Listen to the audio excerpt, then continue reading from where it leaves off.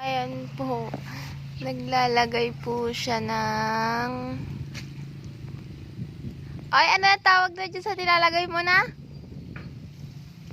Yung pandikit po dun sa butas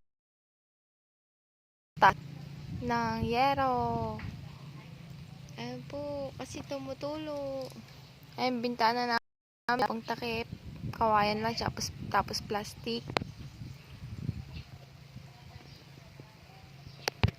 Malagong bougainvillea. May sampay pa. Ayan. Puno ng niyog. Wala nang bunga.